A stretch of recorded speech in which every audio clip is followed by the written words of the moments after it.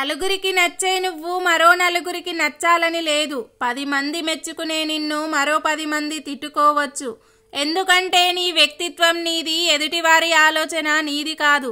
అందుకే ఎప్పుడూ ఒకరి మెప్పు కోసమో గొప్ప కోసమో కాదు, నీకోసం నువ్వు నిజమైన వ్యక్తిత్వంతో జీవించు. అడవిలో ఒంటరిగా నడిచేటప్పుడు రాళ్ళు ముళ్ళు గుచ్చుకుంటాయి.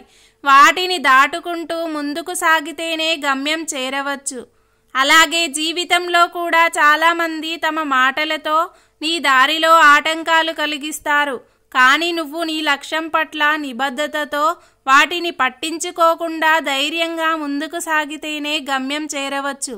కలికాలంలో నిజాలు మాట్లాడేవాడు నీచుడు, అబద్ధాలు చెప్పేవాడు ఆప్తుడు, సహాయం చేసేవాడు సన్యాసి, నటించేవాడు నారాయణుడు, మోసాలు చేసేవాడు దేవుడు. కానీ నిజాయితీగా ఉండేవాడు ఎప్పుడూ ఒంటరివాడే.